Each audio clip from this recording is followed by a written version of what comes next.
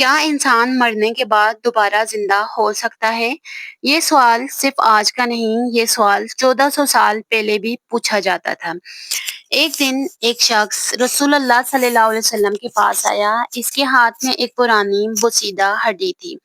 اس نے ہڈی کو ہاتھ میں رگڑا اور وہ ریزہ ریزہ ہوگی۔ پھر اس نے طنزیہ انداز میں پوچھا، محمد صلی اللہ علیہ وسلم بتاؤ، اس ہڈی کو مرنے کے بعد کون زندہ کرے گا؟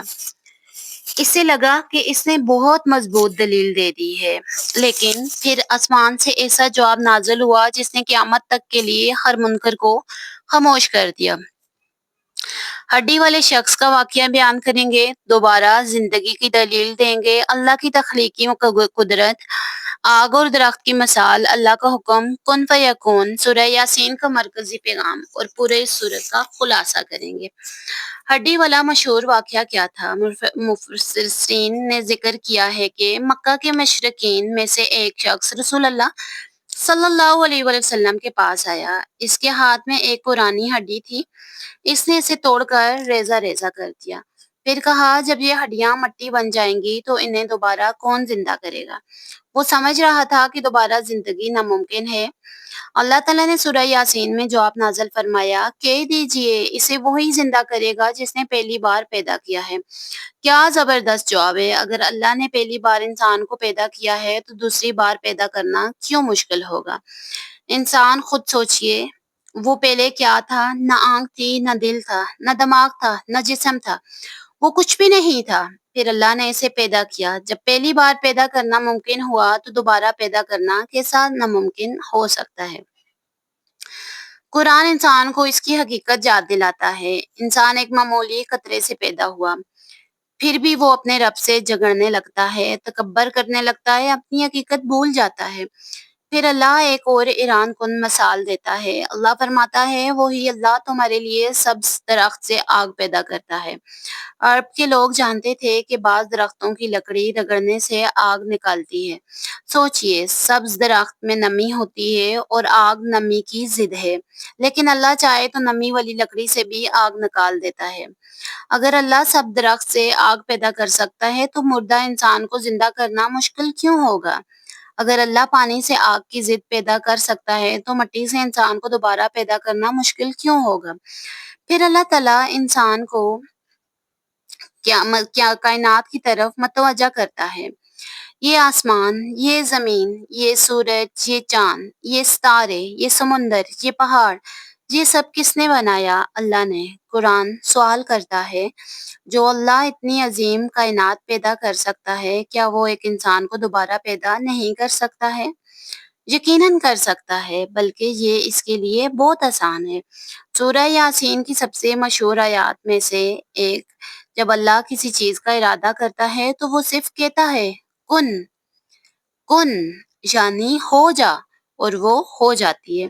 اللہ کسی فیکٹری کی ضرورت نہیں رکھتا، کسی مشین کی ضرورت نہیں ہے، کسی مددگار کی ضرورت اللہ کو نہیں ہے، کسی مشورے کی ضرورت نہیں ہے، وہ صرف حکم دیتا ہے، وہ چیز وجود میں آ جاتی ہے۔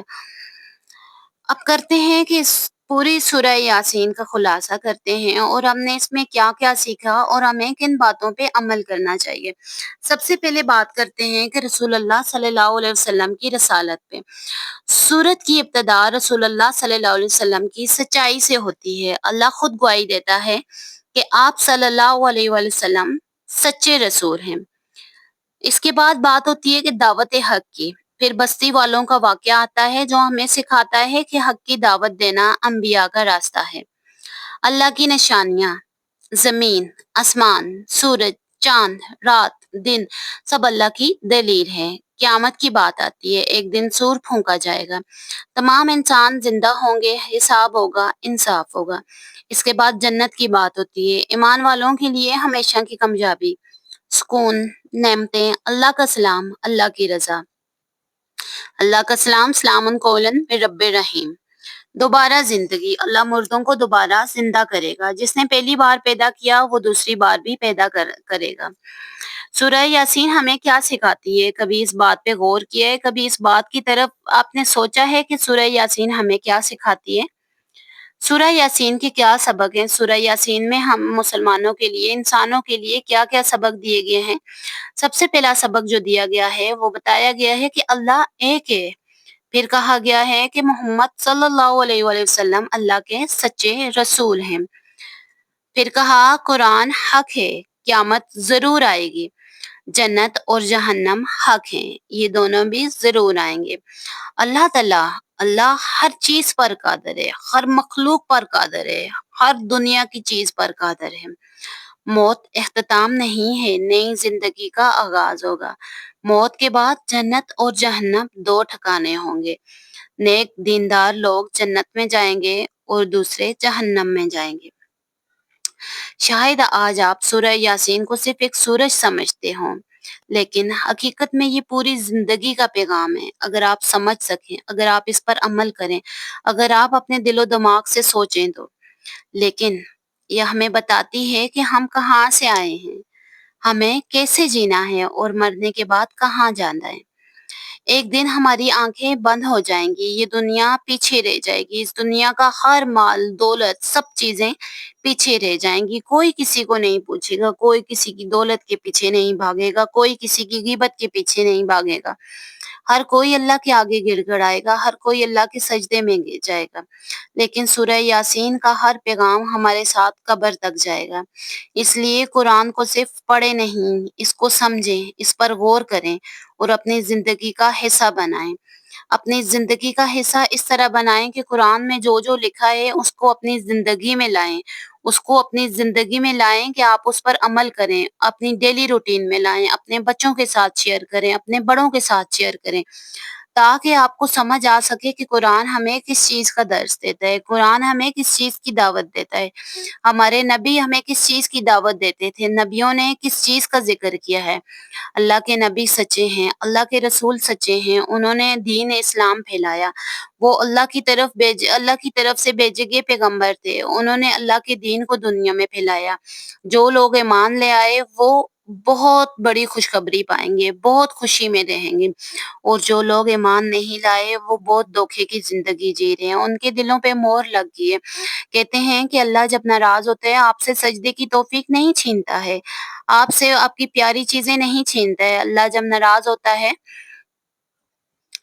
جب اللہ ناراض ہوتا ہے آپ سے آپ کا کھانا پینا نہیں چھینتا ہے، اللہ آپ سے سجدے کی توفیق چھینتا ہے۔